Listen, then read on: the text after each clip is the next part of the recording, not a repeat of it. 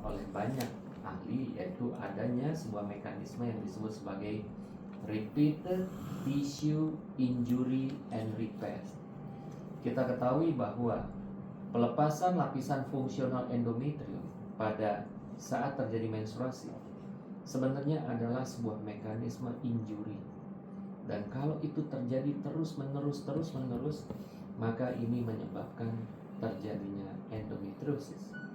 Jadi kalau misalnya seorang anak mulai mengalami menstruasi di usia yang lebih dini, tidak perlu di precocious puberty, tapi dia sudah terjadi di usia 9 tahun misalnya atau 10 tahun, maka tentu menstruasinya akan jauh lebih sering dibandingkan dengan anak-anak yang lain.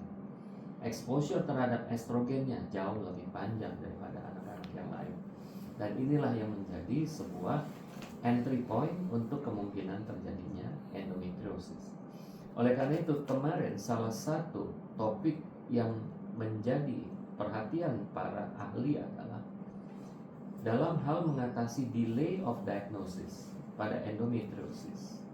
Salah satunya adalah mengajak awareness dari para pediatrician, karena terjadinya dysmenorrhea kadangkala terjadi di fase adolescent. Kita ketahui dysmenorrhea ini ada dua sebenarnya. Ada yang disebut sebagai primary dysmenorrhea, di mana ini primary dysmenorrhea ini nggak ada penyakit apa-apa sebenarnya, dan sebenarnya nyeri haid yang muncul karena adanya produksi prostaglandin yang berlebihan pada seseorang. Akan tetapi primary dysmenorrhea ini umumnya kalau usianya makin bertambah, maka kondisinya akan semakin membaik.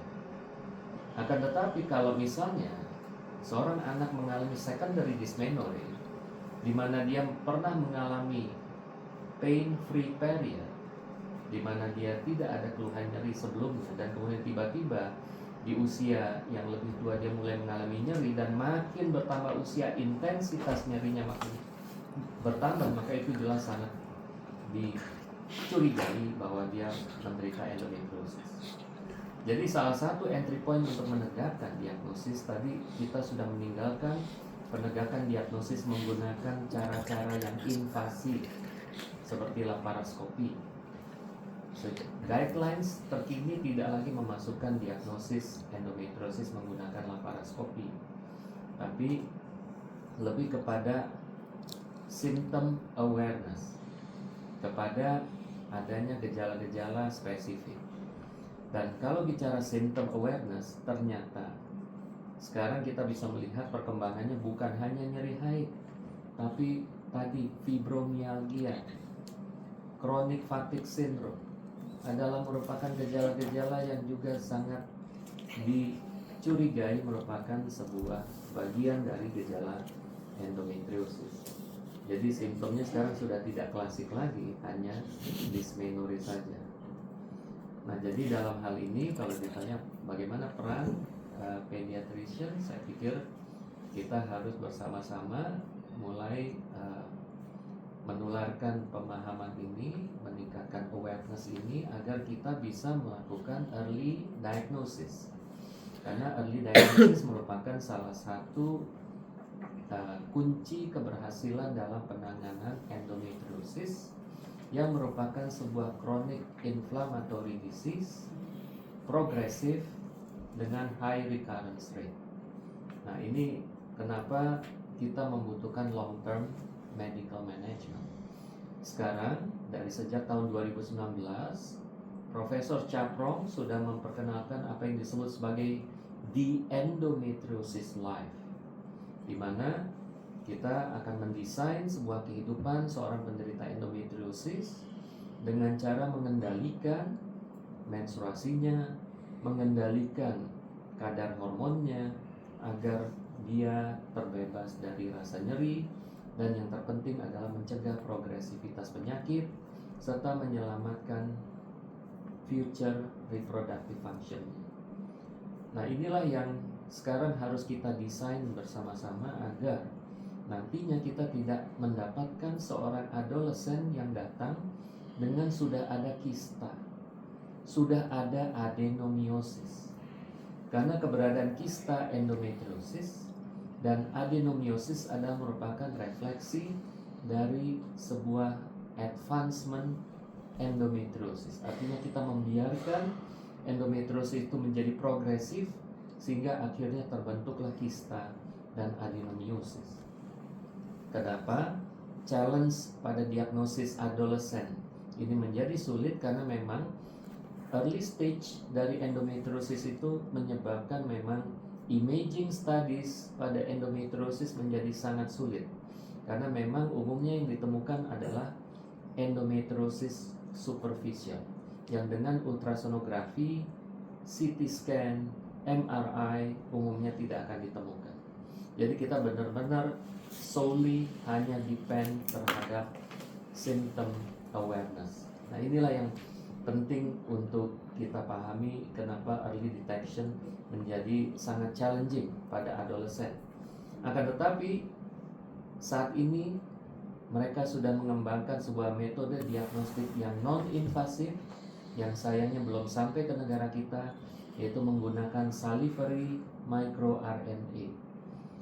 Salivary microRNA ini sekarang sudah diperkenalkan di Eropa dan memiliki akurasi sampai 80% dengan hasil yang cukup 3 minggu sudah selesai. Jadi artinya tidak perlu laparoskopi ya untuk menegakkan endometriosis. Dan treatment bisa dilakukan secara immediate tadi untuk mencegah progresivitas. Jadi memang tata laksana endometriosis di Indonesia buat saya belum terlalu menggembirakan. Masih banyak pasien-pasien yang datang sudah dalam keadaan stage yang sangat lanjut sehingga mempengaruhi bukan saja respon terapi terhadap nyeri, respon terapi terhadap gangguan kesuburan. Ini tentu saja merupakan sesuatu yang tidak kita harapkan. Dan seperti tadi para ahli berkali-kali menyampaikan bahwa early diagnosis adalah kunci. Oleh karena itu makanya dalam kesempatan ini makanya saya senang Dr. Cynthia bisa menyampaikan ada isu tentang bagaimana kita mengenali endometriosis dari sejak adolesen sehingga kita bisa menangani dan memberikan treatment yang baik. Penggunaan terapi-terapi non-hormonal seperti painkiller sama sekali tidak mencegah progresivitas penyakit karena dia hanya secara sesaat saja menangani nyerinya, tapi endometriosisnya sendiri sama sekali tidak tersentuh karena dia hanya menghadapi prostaglandinnya saja. Akan tetapi saya ingin pesan bahwa penggunaan painkiller untuk penanganan yang akut masih diperbolehkan, tapi caranya yang seringkali saya lihat keliru dan tidak sesuai dengan rekomendasi. Seringkali pasien hanya menggunakan painkiller, apapun itu, saya tidak mempermasalahkan apakah paracetamol, ibuprofen, mefenamic acid, atau apapun, tapi yang jelas kita menggunakan istilah preemptive. Preemptive artinya kita menyarankan bagi seorang remaja yang sudah sering mengalami nyeri haid dan setiap kali haid mengalami nyeri, maka dia harus menggunakan painkiller even sebelum painnya itu muncul. Jadi diharapkan dia mulai menggunakan painkiller sejak darahnya keluar. Jadi saat haid itu keluar, nyeri belum muncul, maka dia sudah harus mengkonsumsi painkiller secara reguler, paling tidak maksimal sampai 3 atau 4 hari. Jadi tidak menunggu sampai nyerinya mencapai skala maksimal baru mulai menggunakan painkiller, tapi kita sudah melakukan apa yang disebut sebagai preemptive.